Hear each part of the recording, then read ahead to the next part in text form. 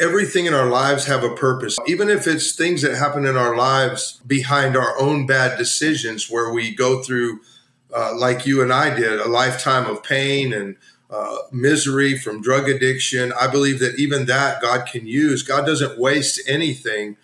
And personally, I believe anyone that has come to Christ the way that we have come have a purpose. Jeff, I'm excited to have you on tonight, man. How are you? Doing well, Justin. It's good to see you. Yeah, you too, man. So you are in Texas now. You're leading a ministry called Project Hope. What is Project Hope? Well, Project Hope is probably first cousin, I would call it, of Teen Challenge. We do the Teen Challenge curriculum. We're a 1-year Bible faith-based, point them to Jesus addiction recovery ministry, and it's set up really similar to Adult and Teen Challenge as you know it. Yeah, that's awesome. And now, does your program work with men, women, both, all of the above? Well, our Project Hope is the men's side, and we have a sister program called Saving Grace. And so we have 3 men's centers and we have 5 women's centers. So we have a total of 8 addiction ministries in Texas, Arkansas, Florida. We have a women's home in Tennessee and another women's home in Mississippi. Oh, fantastic. Wow, man, that's awesome. So I started there because as we jump into this conversation tonight, I just wanted to give some context for your experience on working with people that have gone through this struggle. I mean, of course, you've got your own journey. You've been there. But, I mean, how long have you been working directly after addiction, after your journey, kind of came to fruition, you got free and got saved and really heading toward the direction of ministry? How long have you been working with addicts and those dealing with life-controlling issues? Well, I went into Teen Challenge as a broken man coming out of a 28-year addiction in 2013. And honestly, bro, I never left. I mean, my intentions when I came in, if you listen to the testimony, was to learn how to live without getting high and go back to work. I was a welder by trade. But of course, just like it happened for you, I'm sure the Lord arrested my heart and he grabbed a hold of me. And I've honestly just committed my life to this cause. And so the short answer would be about 10 years. So let me ask you a question. That's a great segue to the kind of the first question of really where I wanted to go with this conversation. So you got free, hit the ground running, have never left TC, have been involved in ministry of some sort since coming out of TC. And no relapses from what I know of your story, right? You stayed the course. You've been serving Jesus since all this happened. But from our experience of working with people struggling, kind of coming out, not everybody finds that sense of purpose, right? And they end up struggling and kind of going through the licks and all the struggles coming out of TC. Like, what do you think it is that sets that apart for those who kind of come out and really find their purpose and get focused and start to build a future versus those who come out and kind of, I don't want to say play the game, but continue to struggle. You know what I'm saying? Man, that's something that I've really been considering a lot lately. And even with the students that I deal with on a day-to-day basis, why some of them seem to just get it and grab a hold of Jesus while others, don't. And honestly, I don't think it's complicated. I think the simple part is, it goes back to Jesus being the answer. He's the answer for all of our difficulties. And some people, they're willing to buy into the idea of Jesus, but not believe as the scripture says, as it's written in John, and just really sell completely out, I think the reality of it is, and this isn't just among folks like us, I think it's among Christianity as a whole. They want Jesus and the world, and for people like you and me and the ones that we deal with, it's impossible to stay alive very long like that, or to stay out of jail, or to stay out of the things that we get into, because it just doesn't work. I believe they can have that encounter. They can make that decision in a program to make Jesus Lord, but then begin to slip. And so, man, I would love to hear you speak to that and maybe give your opinions on on how you would encourage somebody coming right out of the program, to be able to keep Jesus at the center and find that sense of purpose. I mean, it doesn't have to be going behind a pulpit like you and I, Right. Right. Honestly, man, I say it all the time to our graduates. And one of the wonderful things that I love about Project Hope and Saving Grace is that most of the people that graduate our program, I mean, not just most, but like 99.5% stay on to be interns and stay on to be staff, and we don't graduate as many as I would like. A lot of people start, but few finish. But usually the ones that get to that finish line, man, have a heart to serve the Lord and to give back and things like that. And I guess to speak to what you're saying, I just feel like everything in our lives have a purpose, even if it's things that happen in our lives behind our own bad decisions, where we go through. Like you and I did, a lifetime of pain and misery from drug addiction. I believe that even that God can use. God doesn't waste anything.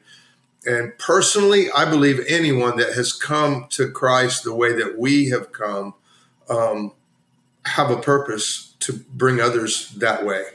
Inwardly, we all know the benefit of having friendships, no matter how introverted we may be, right?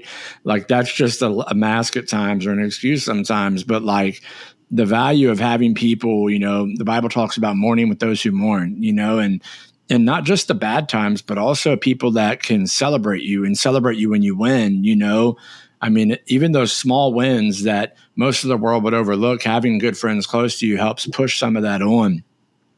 Have there been any times where your community of people around you have helped you get through a difficult season? Absolutely. Absolutely. All the time. Well, sure. We've got, I think everyone has like a target type thing of circles. And, we've got our inner circles and our outer circles, and then, people that we just deal with very generally. But I think it's important to have a core group of people that you can tell anything to. You should never have secrets. You should never go through anything by yourself. I absolutely. The answer to your question is yes. I never go through things by myself anymore. I seek the Lord, my wife, and then I have a few really, really close friends who know everything about me all the time. Yeah. One of the 12 steppers that said we're only as sick as our secrets, and that on that lie of the enemy to isolate us and try to keep us trapped, and keep us alone, where sin ultimately grows in the dark. Yeah. So Jeff, what are you excited about what the Lord's doing right now in your community and where you're at? Oh man, right now, we've been with Project Hope for about 7 months now, almost 8 months. And Pastor Justin, I never would have imagined that the Lord would be able to use me as the director of a program. I mean, I love to preach. I love to travel. I love to minister around the altars and pray for people and deal with people on the phone. But I honestly, I feel like we're exactly where we're supposed to be. Project Hope and Saving Grace. Whenever we were praying about joining up with these folks, I feel like I heard the Lord, and I know people think that's crazy that you hear the Lord, but I do believe he speaks to our hearts. And I believe he spoke to my heart that we were getting in on the bottom floor of something great. And already since we've been here, we've seen incredible growth. The Texas women are moving out of a house that they've rented since Saving Grace started into their own property, actually this weekend. The Lord just continues to bless this ministry. We were able to, because of our fundraising efforts and good stewardship, we were able to purchase 50 vehicles ministry-wide, not purchase, but lease them ministry-wide, so that our fundraising crews don't have to rent cars and don't have to be in junkers, because that is our 50. Yes, sir. Yes, sir. But remember, yes, sir. But remember, we have eight campuses too, and fundraising, storefront fundraising it's not our sole form of revenue, but it's a big part of it. And our program is free to the guys, and 100% of what we raise goes into our properties, into our vehicles, into our students. We don't want to just have a program where they just come and they're in the shop and they're in the class. Man, we take them to ball games. We take them to we teach them how to live. Teach them that we can have fun sober, man, doing the same things that we used to feel like we had to be jacked up to do, and we just really we want to love on our folks. And anyways, I'm probably way off of the question, but we love what we're doing. We started 3 months ago. I started a service on Tuesday night, a midweek service. It's a chapel, but it's an open chapel because I want to bridge the gap. We're in the hood, bro. We're in a really poor community where our Project Hope is located. And I want to bridge the gap between the church and the unchurched. And so we have an open chapel on Tuesday nights. We call it Freedom Nights, where our men come, the women come sometimes. And we're starting to get more and more people from the community that are coming that can connect with the message that we share and that we bring. And we do time of worship and testimonies and refreshments and fellowship. And we do that once a week. So we've got that going on. We've always got something cool going on. I just want to ask you a question. So one of the things I do consistently on this podcast, over that shoulder, that thing that's lit up behind me, you see it? It's a Lego DeLorean. So Back to the Future is one of my favorite movie series of all times. Right. And I love the fact that they can go to any period in history, or into the future and experience that period. And so one of the questions that I kind of set up guests with at the end of the show, especially pertaining to the topic we kind of talked about tonight, community, and kind of morphed into the recovery program. But I think it's important for as many people to hear about the ministry that you have, that you're a part of, because free recovery just doesn't exist that often anymore. Like a place where people can go get help for free God is doing something, because I've been in the chair that you're in at a different program, and I know how hard it is to put those funds together, and to see the Lord providing for you guys like that is such an encouragement.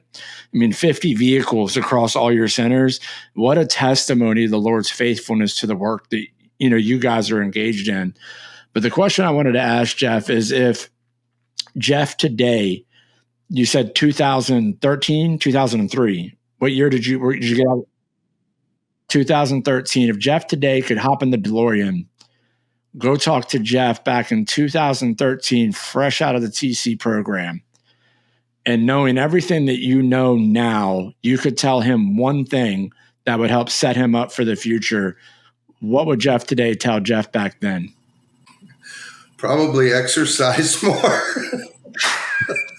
That's a great answer. I'm sorry.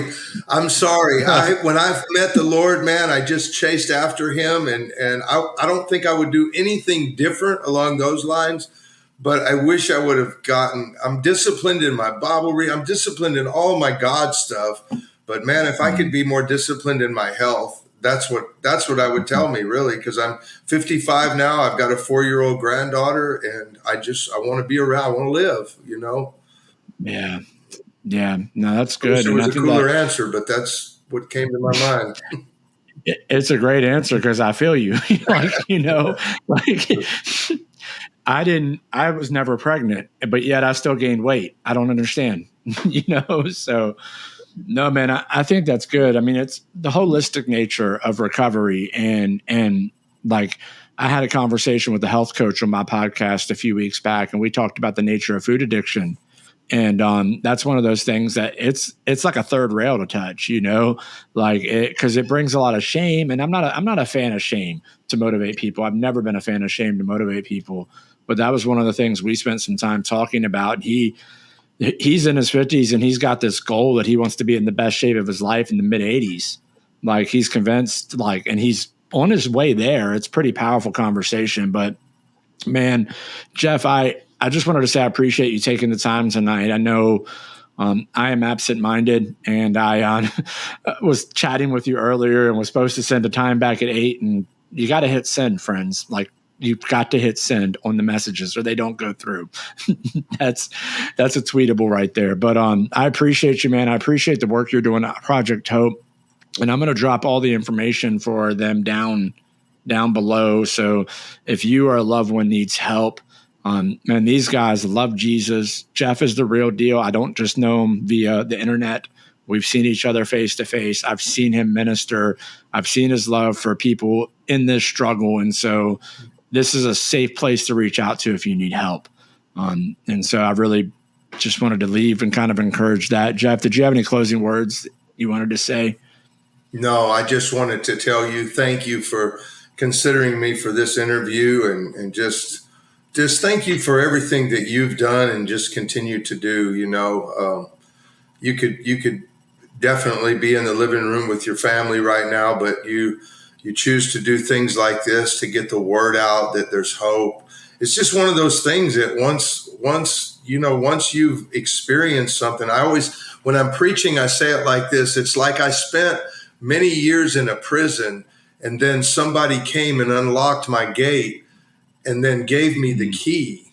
It's like we can't in good conscience put that key in our pocket and go on about our lives. It's almost like a responsibility, to do that. And what's really cool is that when you're doing it for Christ and for no other reason, I've noticed that God will give the grace to our wives and to our families for us to be out in the shed at 8 o'clock at night.